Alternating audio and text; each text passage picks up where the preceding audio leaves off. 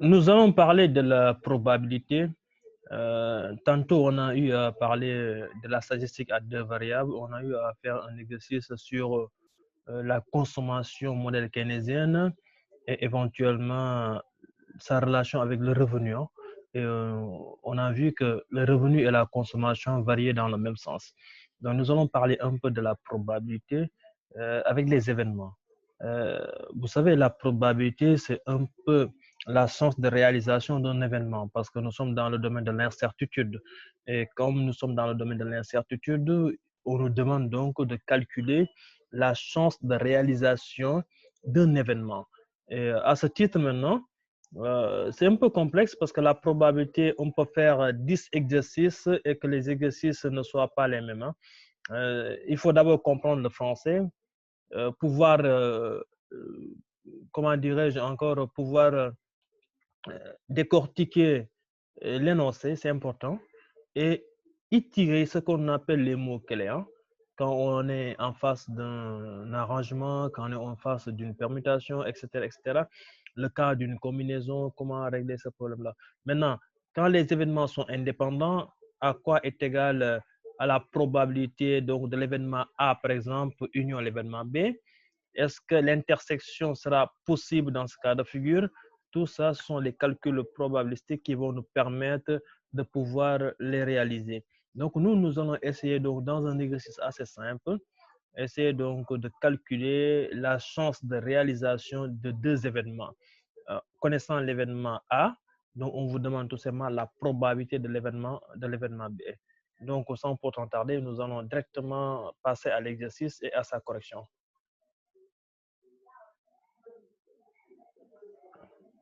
Donc, ici, vous avez deux événements. Nous avons l'événement A et l'événement B. Et on a donné la probabilité de réalisation de l'événement A. L'événement A, sa probabilité est égale à 1 sur 5. Et la probabilité de l'événement A union l'événement B est égale à 1 demi. Premièrement, supposons que l'événement A et l'événement B soient incompatibles. On vous demande de calculer la probabilité de l'événement B. Deuxièmement, on suppose que la probabilité de l'événement A est, on suppose que les événements A et B soient indépendants. On vous demande de calculer dans ce cas de figure la probabilité de l'événement B. Et troisièmement, calculer l'événement B, la probabilité de réalisation de l'événement B, en supposant que les événements A, en supposant que l'événement A ne peut être réalisé que si et seulement si l'événement B est réalisé. Donc, nous avons donc ces éléments-là.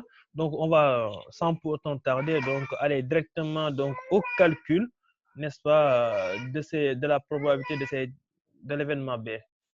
Donc, ici, j'ai déjà calculé, hein, pour gagner du temps. Donc, j'ai déjà donc eu à calculer cela. Mais donc, nous allons juste passer à la correction, donc à l'explication simplement. Si A et B sont incompatibles, donc cela veut dire que A inter B est l'ensemble vide. Ça, vous le savez, hein, que inter, c'est-à-dire c'est l'événement A qui se réalise et l'événement B qui se réalise. Mais si les deux sont incompatibles, impossible d'avoir une réalisation des deux. C'est différent de A union B. Si c'était A union B, soit c'est l'événement A qui se réalise, ou bien l'événement B allait se réaliser. Mais pour l'intersection, soit c'est A qui se réalise, c'est-à-dire A va se réaliser et B va se réaliser. Donc, A ne peut pas être réalisé et que B se réalise pour l'intersection, impossible. Donc, pour l'union maintenant, A peut être réalisé et B peut être réalisé. Donc, raison pour laquelle ici, si les deux événements sont incompatibles, A inter B serait impossible, donc c'est l'ensemble vide. Mais nous savons nettement que si vous prenez la probabilité de A union B, c'est égal à la probabilité de A plus la probabilité de B moins la probabilité de A inter B. Donc, c'est ça un peu. Donc, et sachant que nous sommes dans le cas de figure où les deux événements sont incompatibles, donc cela veut dire tout simplement que la probabilité de A inter B est tout simplement égale à 0. Donc, pour calculer l'événement B, la probabilité de réalisation de l'événement B, donc c'est juste P de B égale P de A union B moins P de A. Donc, ceci est égal à 0. Donc, ce qui est là est égal à 0. Donc, est égal à maintenant, en connaissant la probabilité de A union B, on remplace par sa valeur, c'est 1 demi, moins 1 cinquième, plus 0. Le 0 qui est là, c'est la probabilité de A inter B. Donc, c'est égal à 3 dixièmes. 3 dixièmes, pourquoi? Ici, nous avons 1 demi moins 1 cinquième. C'est tout simple. On a fait réduction au même dénominateur. Ici, le dénominateur commun, c'est 10.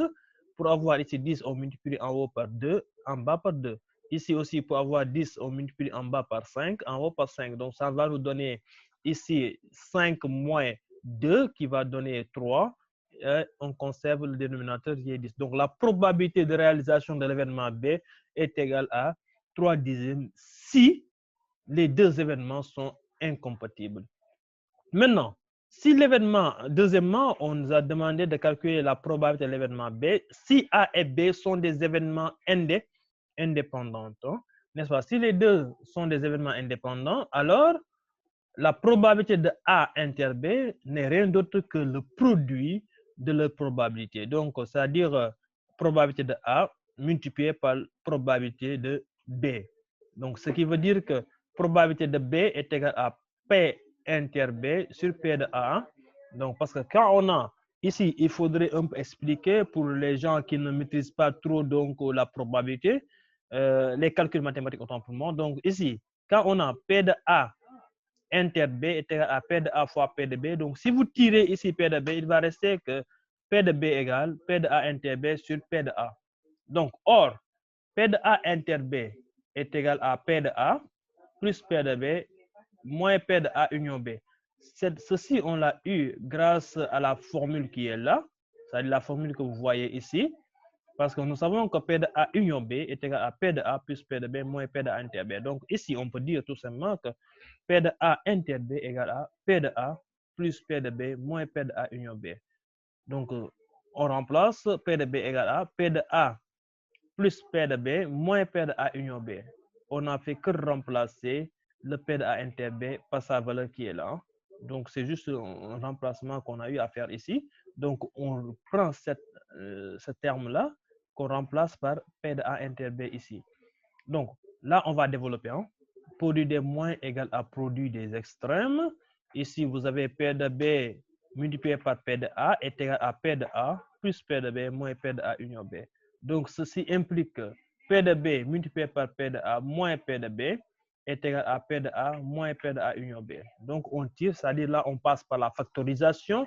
Nous avons donc un facteur ici qui est P de B, un autre facteur ici qui est P de B. Donc, on les factorise. Donc, on aura P de B facteur de, donc nous avons un cinquième, d'abord parce que P de A, on connaît, c'est un cinquième, multiplié par P de B, moins P de B est égal à P de A, c'est un cinquième, moins P de A union B, c'est un demi. Maintenant, on fait la factorisation parce que ici, vous avez P de B facteur de, bon, si vous voulez, on peut même l'écrire hein, pour ceux qui ont des problèmes mathématiques, mais je pense que ça, c'est facile à comprendre pour tout le monde. Là, vous avez P de B qui est là. Bon, si vous voulez, je peux mettre ça en gras. Comme ça sera beaucoup plus simple à comprendre. Ici, vous avez P de B et là, vous avez P de B. Donc, en ayant donc les deux P de B, donc on peut factoriser cela. C'est ça que nous avons ici. Hein. Donc, on n'a fait que la factorisation. On a factorisé en fonction de P de B. Donc, ici, il va rester un cinquième moins 1. Un cinquième moins 1, c'est ça que nous avons ici. 1 moins 5 sur 5. Si on fait la réduction au même dénominateur. Donc, ça va nous donner moins 3 dixièmes, n'est-ce pas? 3 dixièmes, c'est ça qui a donné les 3 dixièmes. Hein? Ces deux éléments-là. Je vais mettre ça donc en jaune. Donc, ce que vous voyez en jaune, donc c'est l'opération en jaune qui a donné les 3 dixièmes. Donc, je vais répéter aussi la couleur jaune ici pour que les choses soient beaucoup plus claires. Donc, ici, vous avez que 1 moins 5 sur 5, P de B égale à moins 3 dixièmes. Ceci implique, là, si on fait l'opération, on peut le mettre en vert. Comme ça, ça va être beaucoup plus simple pour vous. Donc, si on met ça en vert et que ici aussi, on met ça en vert, on saura que c'est le résultat de cette opération-là.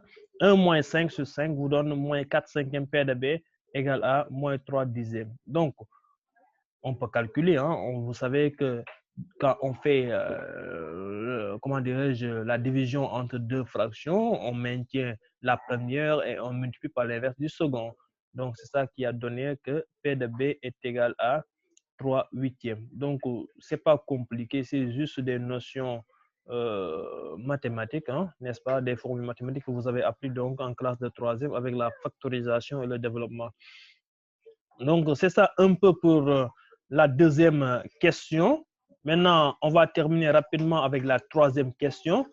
A ne peut être réalisé que si B est réalisé. Donc, tous les événements de A sont dans B. Hein. Donc, c'est ça un peu. Donc, cela veut dire tout simplement que P de A inter B n'est rien d'autre que P de A. Donc, cela suppose que nous avons la probabilité de l'événement A plus la probabilité de l'événement B moins la probabilité de l'événement A union B n'est rien d'autre que la probabilité de l'événement A.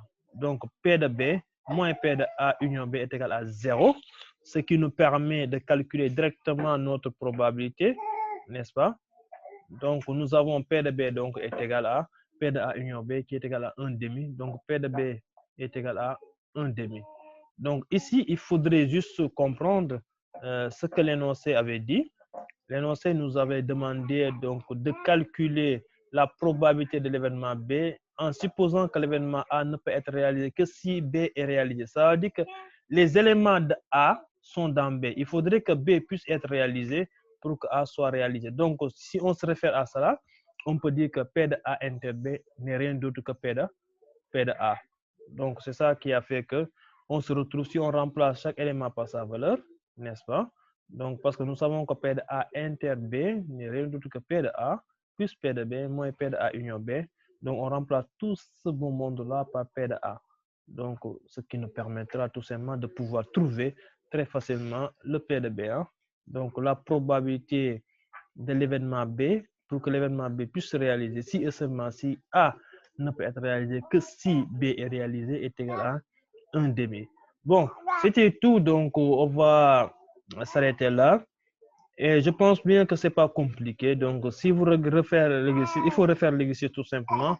Et là, vous allez vous en rendre compte que c'est pas compliqué. Donc, on va s'arrêter là et je vous souhaite bonne chance pour les révisions. Et pour ceux qui nous suivent, autant pour moi, donc, dans les autres campus ou bien même au niveau donc, de l'étranger, donc, on va laisser nos coordonnées. Vous pouvez nous contacter en commentaire. Et là, nous allons vous contacter encore une fois de plus pour plus ample explication.